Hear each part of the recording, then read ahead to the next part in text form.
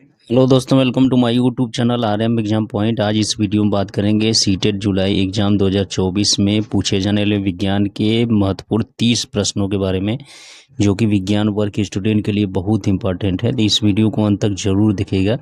पहला प्रश्न में मानव उत्सर्जन तंत्र के विषय में नीचे दिए गए कथनों का अध्ययन कीजिए। ये दिया है कि जल में घुले अपशिष्ट पदार्थ वृक्कों में मूत्र के रूप में पृथक किए जाते हैं। बी दिया है मूत्राशय में संचित मूत्रमार्ग जिसका दूसरा सिरा मूत्रद्र से जुड़ा होता है से होकर बाहर निकाल दिया जाता है। सी है मूत्र वाहिनियों से होता हुआ मूत्र मूत्राशय से में जाता है। डी है उपयोगी पदार्थों को रक्त में पुनः अवशोषित कर लिया जाता है। ई उपयोगी और हानिकारक दोनों ही प्रकार के पदार्थों से युक्त रक्त निस्यंदन के लिए वृक्कों में पहुंचता है। उपयुक्त प्रकथनों में दी गई प्रक्रियाओं का सही क्रम इसमें पहचान करना है। तो सही क्रम यानी क्रम से कौन कौन सी क्रियाएं होती हैं, तो इसमें देखेंगे सबसे पहले जो उपयोगी और हानिकारक दोनों ही प्रकार के पदार्थ कहाँ भेजे जाते हैं, पहले निस्यंदन के लिए वृक्कों में पहुंचते हैं, यानी सबसे पहले ई की क्रिया होगी, फिर इसके बाद किसकी क्रिया होगी, डी की क्रिया होगी। डी के बाद फिर कौन सी क्रिया होगी, ये जल में घुले अवशेष पदार्थ ए की होगी, फिर इसके बाद सी की होगी, फिर जाके बी की होगी। यानी इस तरह से जो सही क्रम आएगा दूसरा का वाला सही होगा, तो 61 का दूसरा विकल्प सही हो जाएगा। नेक्स्ट आते हैं 62। अमीबा के पदार्थ किसमें सहायता करते हैं, केवल भोजन का आभास करने में, केवल भोजन पकड़ने में, केवल गति देने एवं भोजन पकड़ने में। तो अमीबा के पदार्थ जो होते हैं किसमें सहायता करते हैं, तो ये गति देने एवं भोजन पकड़ने में, यानी 62 का कौन सा ऑप्शन सही होगा, चौथा ऑप्शन सही हो जाए। 63 है, नीचे कुछ जीव दिए गए हैं, इसमें इनमें से परजीवों में वर्गीकृत किए जाने वाले जीव हैं, यानी कौन कौन से जीव इसमें परजीवों में वर्गीकृत होते हैं, उन्हीं को पहचानना है इसमें। तो इसमें परजीवी जो होता है खटमल होता है, फिर उसके बाद कौन होता है, जोंक होता है, और जोंक के बाद कौन होता है, अमरबेल यानी डी होता है, और डी और ये जू यफ होता है, और सब क्या है परजीवी की श्रेणी में नहीं आते हैं। यानी कौन कौन ऑप्शन हो जाएगा, बी सी डी एफ, इसके अनुसार देखेंगे तो तीसरा विकल्प सही हो जाएगा, 63 का तीसरा। नेक्स्ट आते हैं 64। कॉलम ए में वैज्ञानिकों के नाम दिए गए हैं और कॉलम बी में कुछ खोज दी गई, अब उससे मिलान करना, वैज्ञानिकों के नाम और उसकी खोज का सही मिलान है। तो सही मिलान इसमें कौन सा होगा, अब जो अलेक्जेंडर है वह किसकी खोज किया था, पेनिसिलिन की खोज किया था, यानी इसके लिए कौन सा ऑप्शन से होगा, ए के लिए चौथा हो जाएगा। बी जो है, बी जो एडवर्ड जेनर उन्होंने किसकी खोज की थी, वह चेचक के टीका की, यानी इसके लिए कौन सा विकल्प से होगा, पांचवा वाला मिलन से होगा। लुई पास्चर, तो जो लुई पास्चर है वह किसकी खोज किए थे, किड़वन की खोज किए थे, यानी इसके लिए तीसरा ऑप्शन सही हो जाएगा। और जो डी है रॉबर्ट कोच ने एंथ्रेक्स जीवाणु की खोज की थी, इसके लिए पहला सही हो जाएगा। तो क्रम से देखेंगे चौथा, पांचवा, तीसरा और पहला, तो इसके हिसाब से कौन सा विकल्प सही होगा, पहला वाला विकल्प एक सही हो जाएगा। नेक्स्ट आते हैं 65। जैव मंडल आरक्षित क्षेत्र से संबंधित सही कथन चुनिए। पहला, ये वे सुरक्षित क्षेत्र हैं जो केवल विशेष क्षेत्रीय स्पीसीज के संरक्षण के लिए बनाए गए हैं। दूसरा, ये वे क्षेत्र हैं जो केवल पादप एवं जंतुओं के संरक्षण के लिए बनाए गए हैं। तीसरा, ये वे क्षेत्र हैं जो क्षेत्र की जैव विविधता और संस्कृति को बनाए रखने में सहायक होते हैं। चौथा, ये वे सुरक्षित क्षेत्र हैं जिन्हें वन्य जीवन के मुक्त आवास और प्राकृतिक संपदा के उपयोग के लिए आरक्षित किया गया है।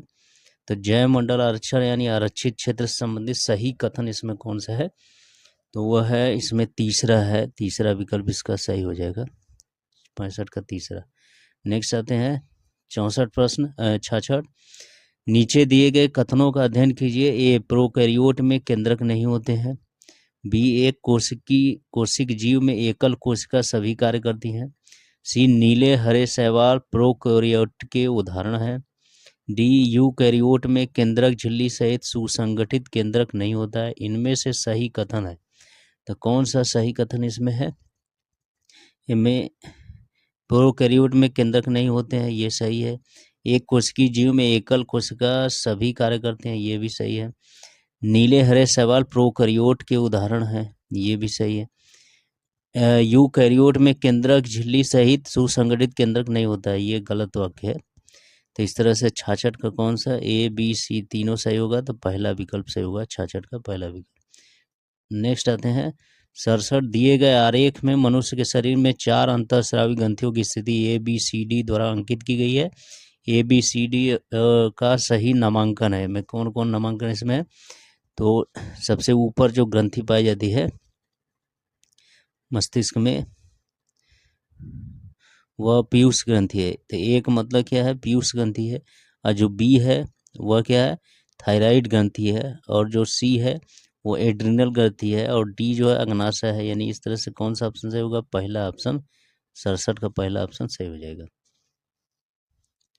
नेक्स्ट आते हैं 68। नीचे दिए गए किसी आयताकार पात्र में जल से भारी कोई द्रव भरा है। द्रव दाब के विषय में निम्न में से सही कथन चुनिए। ए का दाब बराबर बी का दाब बराबर सी का दाब। ए का दाब ग्रेटर देन बी का दाब ग्रेटर देन सी का दाब। सी का दाब ग्रेटर देन बी का दाब बराबर ए का दाब। सी पर दाब ग्रेटर देन बी पर दाब ग्रेटर देन ए पर दाब। तो इसमें कौन सही होगा? ये होगा कि घनत्व के हिसाब से दाब जो जितना तली के नीचे होगा उसका दाब अधिक होगा। यानी इस तरह से चौथा ऑप्शन सही होगा। सी पर दाब सबसे नीचे है तो सी पर दाब अधिक होगा। बी मध्यम में है तो उसमें दाब उससे कम होगा। ए सबसे ऊपर है तो उस पर दाब सबसे कम होगा। तो ऊंचाई पर निर्भर करता है दाब। यानी 68 का कौन सा ऑप्शन सही होगा? चौथा ऑप्शन सही होगा। नेक्स्ट आते हैं 69। आरेख में दर्शाए अनुसार S1 S2 S3 पृष्ठों पर प्रकाश गिर रहा है। पृष्ठ जिन पर आपतन कोण परावर्तन कोण के बराबर है कौन से हैं? कौन से पृष्ठ है जिसमें आपतन कोण परावर्तन कोण के बराबर होता है? तो ये सभी तीनों पृष्ठों पर, क्योंकि परावर्तन क्रिया होगी तो परावर्तन का नियम उस पर लगेगा। यानी सभी तीनों पृष्ठों पर, यानी 69 कौन सा ऑप्शन सही होगा? चौथा ऑप्शन सही होगा। नेक्स्ट आते हैं 70 प्रश्न।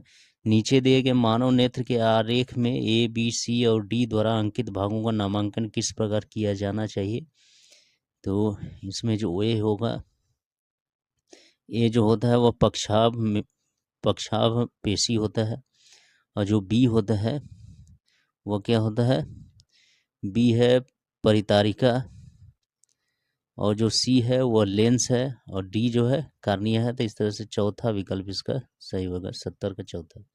नेक्स्ट आते हैं 71। मानव नेत्र के रेटिना पर बने किसी वस्तु के प्रतिबिंब का प्रभाव रेटिना पर लगभग कितने समय तक बना रहता है? 1 second, 1/2 second, 1/15 second, 1/25 second.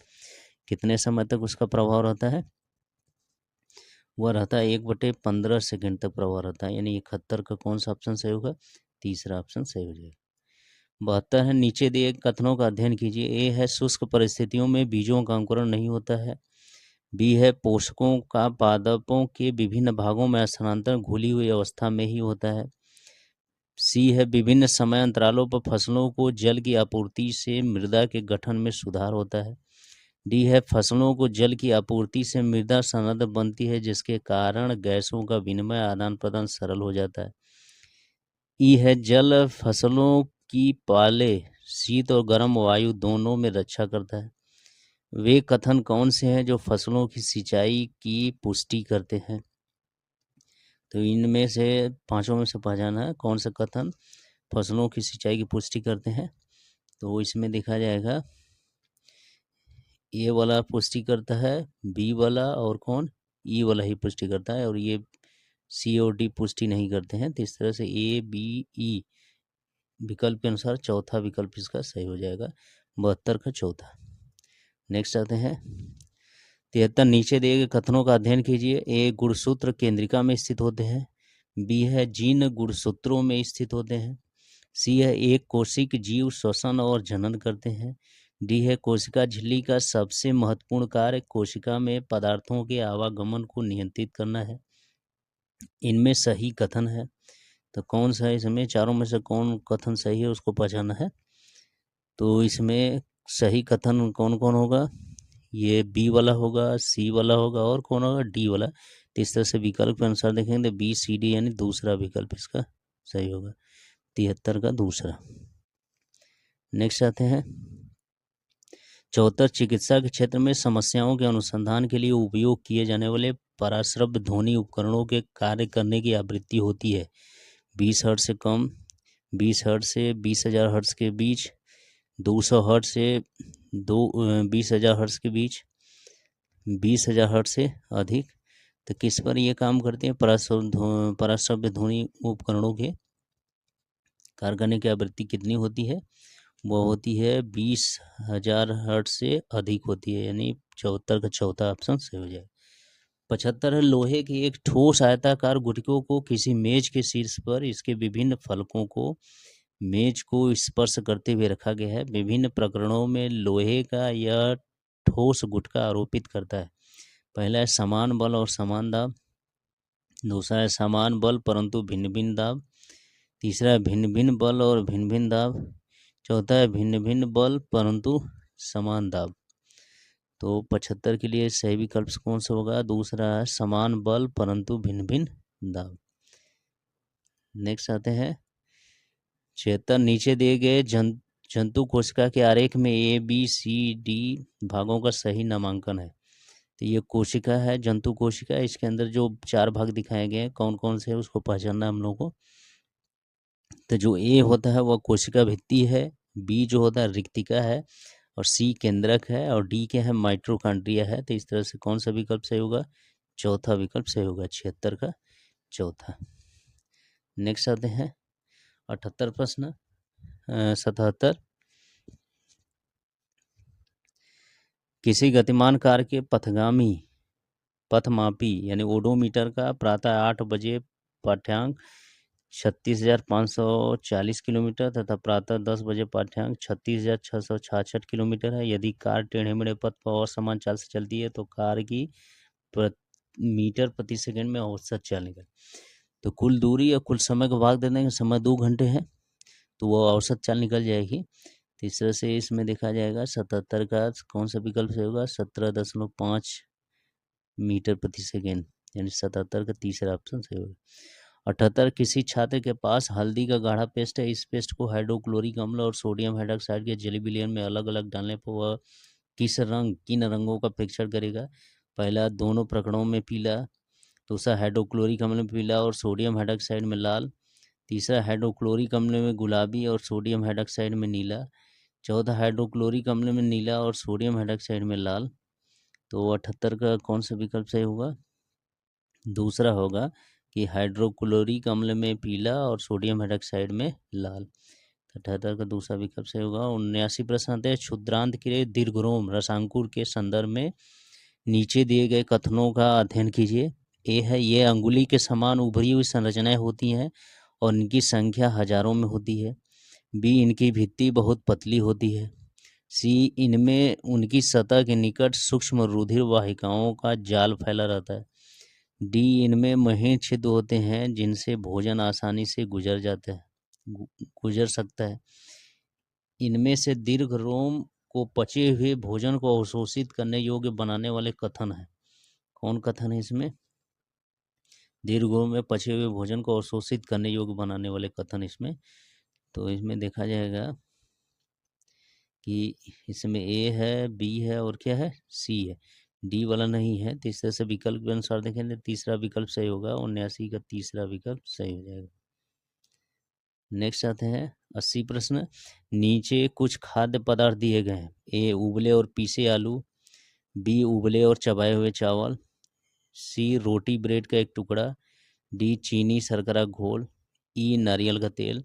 Iodine घोल के साथ परीक्षण करने पर उपयुक्त में से कौन नीला काला रंग प्रदान करेंगे, कौन इसमें नीला काला रंग प्रदान करता है। इसमें देखा जाएगा ए और क्या और सी। इस तरह से ए और सी के अनुसार विकल्प कौन सा सही होगा? पहला ऑप्शन सही होगा, सी का पहला। नेक्स्ट आते हैं 81। कक्षा 8 के छात्रों को कमानीदार तुला की सही उपयोग विधि पढ़ाते समय गुंजन ने नीचे दिए गए चरणों जो सही क्रम में नहीं दिए गए का पालन करने के लिए कहा। पहला, ए शून्यांक त्रुटि नोट करना, बी है वास्तविक पाठ्यांक परिकलित करना, सी है असांकित पैमाने पर संकेतक की स्थिति नोट करना, डी है कमानीदार तुला का अल्पतमांक रिकॉर्ड करना। निम्नलिखित में से इन चरणों का सही क्रम किस में दिया गया है? तो सही क्रम इसका देखा जाएगा तो सही क्रम तीसरा इसमें है, A D C B. Next आते हैं 82। उच्च प्राथमिक स्तर पर विज्ञान सीखने का नीचे दिया गया कौन सा उद्देश्य वांछनीय उद्देश्य नहीं है? पहले वैज्ञानिक साक्षरता अर्जित करना, दूसरा है तार्किक सोच विकसित करना, तीसरा आवश्यक प्रक्रिया कौशल अर्जित करना, चौथा है प्रतियोगी परीक्षाओं में अच्छा प्रदर्शन करना। कौन सा वांछित उद्देश्य नहीं है इसमें उच्च प्राथमिक स्तर पर विज्ञान सीखने के लिए? तो इसमें देखा जाएगा चौथा, इसमें प्रतियोगी परीक्षाओं में अच्छा प्रदर्शन करना, बेसिक चौथा विकल्प से होगा। 83 है विज्ञान शिक्षण में रोल प्ले की तकनीक को एक प्रभावी नीति मानने का कारण यह है कि पहला, यह वास्तविक जीवन में किसी की भूमिका को अच्छी प्रकार से समझना सुनिश्चित करती है। दूसरा, यह अधिगम प्रक्रिया में छात्र की सक्रिय भागीदारी सुनिश्चित करती है। तीसरा, यह छात्रों की सामाजिक कुशलताओं को बढ़ावा दे सकती है। चौथा, यह अधिगम प्रक्रिया में एक रसता को तोड़ना सुनिश्चित करती है। तो 83 का इसमें कौन सा विकल्प सही होगा? वह दूसरा होगा कि यह अधिगम प्रक्रिया में छात्र की सक्रिय भागीदारी सुनिश्चित करती है। 84 विज्ञान को प्रश्न करना, खोजबीन करना, स्वयं करना और अन्वेषण करना माना जाता है। विज्ञान शिक्षण के समय दीपिका द्वारा कराए गए नीचे दिए गए क्रियाकलापों में से कौन सा उन मापदंडों को संतुष्ट करने के लिए सबसे उपयुक्त है? पहला, सूक्ष्म जीवों पर यूनिट टेस्ट, दूसरा सामान्य रोगों पर सामयिक चर्चा, तीसरा है पर्यावरणीय समस्याओं पर वाद विवाद, चौथा है ध्वनि की प्रकृति पर परियोजना कार्य। इसमें सही कौन सा होगा? वह चौथा होगा, ध्वनि की प्रकृति पर परियोजना कार्य। 84 के चौथा। 85 है राष्ट्रीय पाठ्यचर्या की रूपरेखा 2005 में यह अनुशंसा सिफारिश की गई कि उच्च प्राथमिक स्तर पर विज्ञान शिक्षण में अधिक बल दिया जाना चाहिए। पहला, कक्षा की पढ़ाई को विद्यालय के बाहरी जीवन से संबंधित करने के लिए। दूसरा, पाठ्यपुस्तक में दिए गए सभी वैज्ञानिक पदों को याद करने के लिए।